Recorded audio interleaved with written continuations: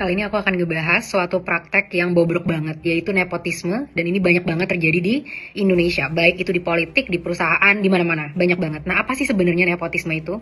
Nepotisme itu adalah kita memberikan suatu kekuasaan, jabatan, kepada orang-orang yang bukan karena kapabilitasnya, tapi karena kita punya hubungan dekat, baik itu mungkin keluarga, sanak saudara, kerabat dekat, dan lain sebagainya. Nah, ada 3 alasan, kenapa ini tuh sebenarnya buruk banget, teman-teman. Yang pertama, saat adanya nepotisme, kita mengorbankan kapabilitas dan kompetensi dari seseorang. Jadi saat ada jabatan penting nih, yang ada malah mereka menunjuk salah satu keluarganya, baik itu anaknya, bapaknya, ibunya, iparnya, dan lain sebagainya. Ini ngebuat orang-orang yang sebenarnya punya kapabilitas, jadi nggak punya kesempatan. Jadi kapabilitas itu tidak lagi dilihat sebagai parameter yang penting untuk seseorang bisa menduduki suatu jabatan, tapi yang penting adalah dia keturunan siapa. Ada contohnya ya, jadi ada nih dinasti politik di Bogor, misalkan.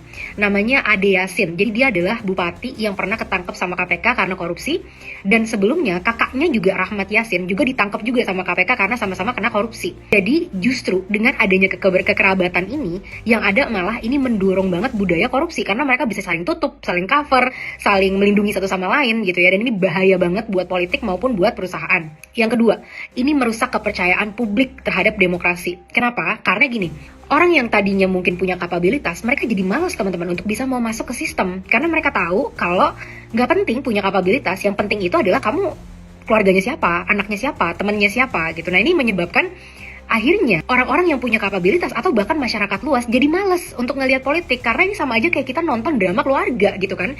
Kita nggak masuk di dalamnya, kita nggak bisa ikut kontribusi, kita cuma bisa ikut nontonin aja.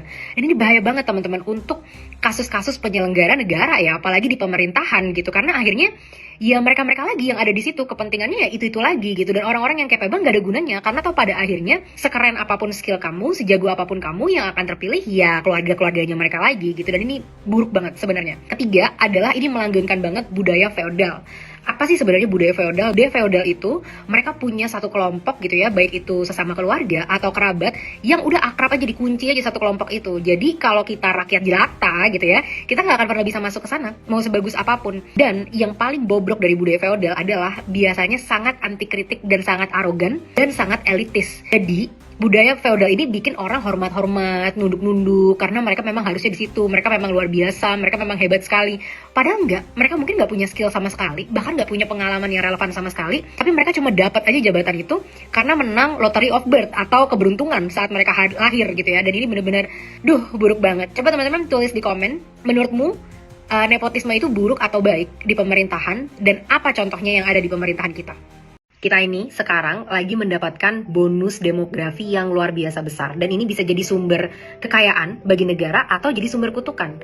Kenapa? Jadi di tahun 2030 sampai 2040, 70% masyarakat Indonesia itu akan berada di usia produktif, yaitu mulai dari 15 sampai 64 tahun. Yang bisa kerja, yang bisa menghasilkan sesuatu, sedang produktif, lagi lucu-lucunya, lagi gemes-gemesnya. Nah, di saat ini, 100 orang yang produktif hanya akan menanggung 44 orang yang tidak produktif, seperti anak-anak atau lansia. Jadi kekuatan produksi dan kekuatan ekonominya harusnya lagi kuat-kuatnya gitu. Dan ini jarang banget terjadi sepanjang sejarah, teman-teman.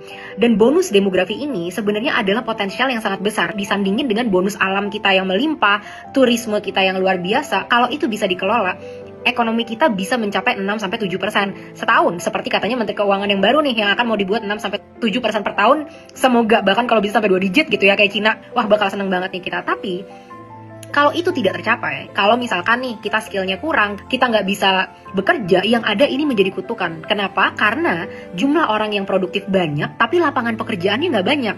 Akhirnya ini jadi apa? Pengangguran, kemiskinan. Kalau orang udah kerjanya udah nggak dapat gitu kan, susah untuk produktif, pasti rentan untuk dapat stres, makannya nggak teratur karena nggak punya uang untuk beli makanan yang bergizi. Jadi kutukan terhadap kesehatan dan lain sebagainya. Ini bisa jadi bencana demografi, teman-teman. Makanya di saat-saat ini penting banget kita melihat bagaimana karyawan-karyawan kita bekerja, dan berapa tahun ke depan, 5 tahun, 10 tahun ke depan bisa menciptakan Indonesia yang benar-benar maju. Dan untuk teman-teman semua yang sedang di masa usia produktif, ayo kita tingkatkan skill kita belajar skill-skill baru, kita tingkatkan taraf hidup kita gitu. Jadi habiskanlah waktu kita untuk bisa meningkatkan kapabilitas yang nantinya bisa mendapatkan kita banyak income juga untuk menyelamatkan diri kita. Dan semoga ini akan dibarengi dengan banyaknya lapangan pekerjaan yang juga terbuka, sehingga ekonomi kita bisa menjadi luar biasa. Semangat teman-teman, jadi Indonesia generasi emas.